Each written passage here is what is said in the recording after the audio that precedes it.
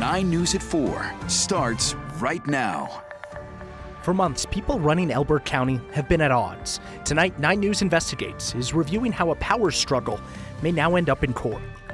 Most U.S. insurers, including Medicare, offer little or no medical coverage outside of the country.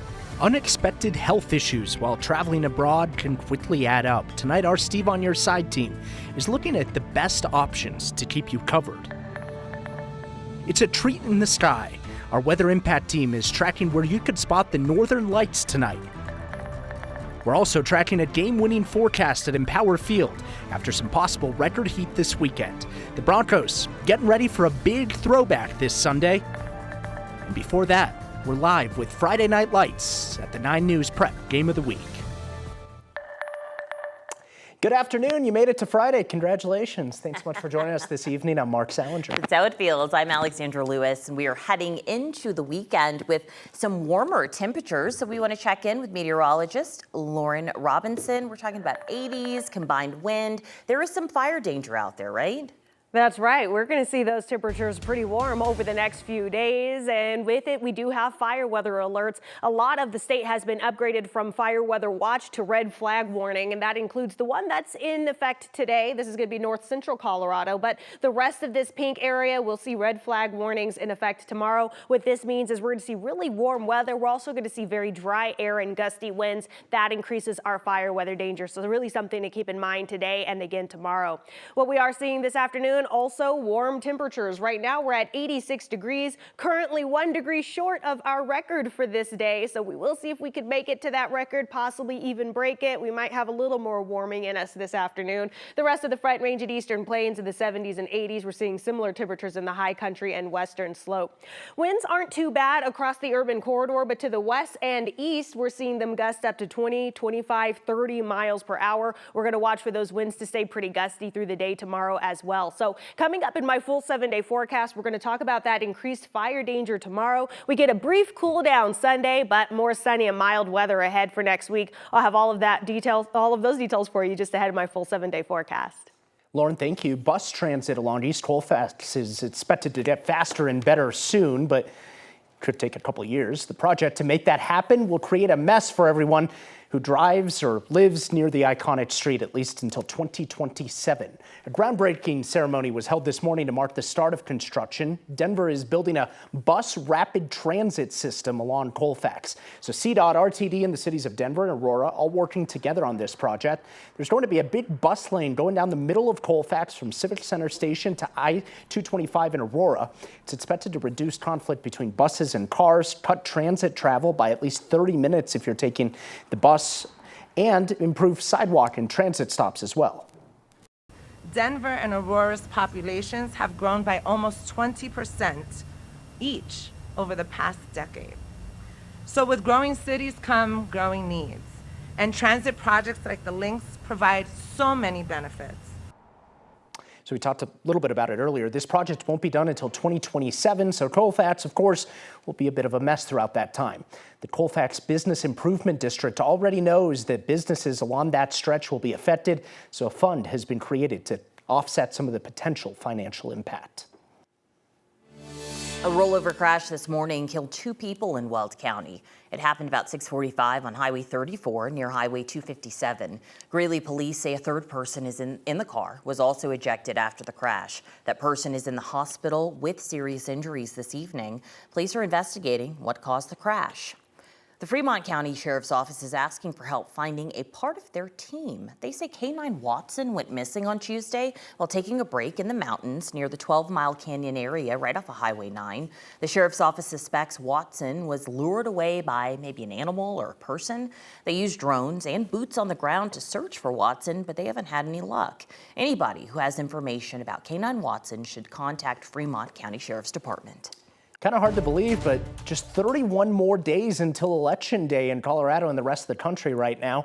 Starting next week, clerks here in the state will start mailing ballots to registered voters. You'll then have 2 weeks to return them by mail if you want to vote by mail. If you miss the October 28th deadline to vote by mail, you'll need to drop your ballot off in a drop box or a vote in person. Ballots are due back by 7 p.m. on Election Day, November 5th. So on the presidential campaign trail, Vice President Kamala Harris and former President Donald Trump making their final pushes in swing states this week. The economy continues to be top of mind following today's better than expected jobs report. NBC's Bree Jackson is in Washington with the details.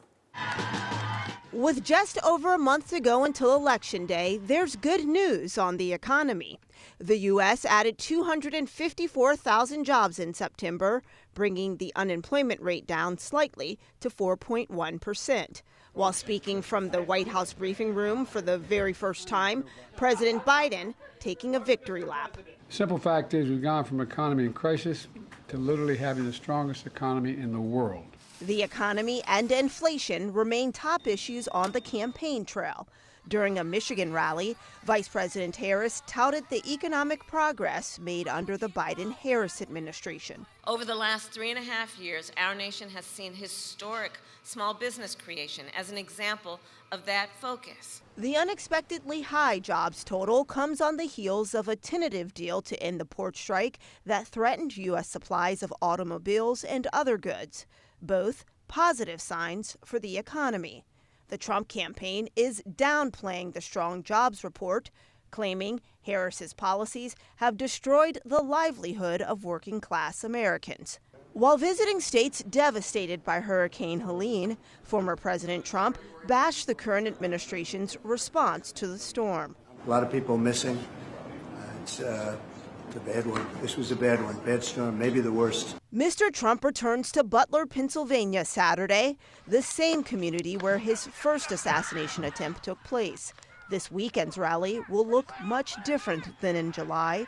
In Washington, Bree Jackson, NBC News.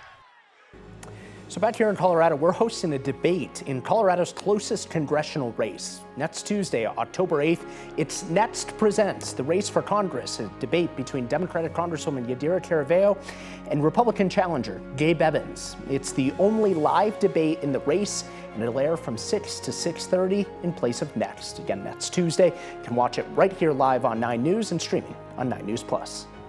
Colorado's Task Force 1 is still helping with Hurricane Helene recovery in North Carolina. Today, the team spent time searching and clearing more than 30 locations across rivers and creeks in McDowell County east of Asheville. They have used technical rope work with inflatable boats. This is a look near the area where they are still conducting those searches. It has been nearly a week since Hurricane Helene barreled through the southeast. Rescue crews like Colorado's Task Force 1 are finding mudslides, downed trees, and washed out roads, really at every turn. Some are using canoes, horses, and all-terrain vehicles to get past. Helene is now the deadliest storm to hit the U.S. mainland since Hurricane Katrina. At least 223 people have died across several states. Country music legend Garth Brooks is denying any accusations of sexual assault and battery. The lawsuit is filed by a former hairdresser and makeup artist who is only known as Jane Roe. She claims the assault happened once in a hotel room in 2019 and then again at his home. According to court documents, Brooks says the allegations only came after he denied her request to be a salaried employee. Before being identified in this lawsuit, Brooks filed a complaint against the woman anonymously, trying to block the woman from going public with her allegations. The Denver Broncos ready to return to Empower Field like it's 1977. They're throwing it back to when it was mile high. Take a look at this. Sky 9 giving us a view over the stadium this morning. You can see the field is all set with the old school logos. Broncos will be celebrating the 1977 Orange Crush team. The team will wear the throwback look for Sunday's game against the Raiders. And look at the field there. That looks pretty cool also.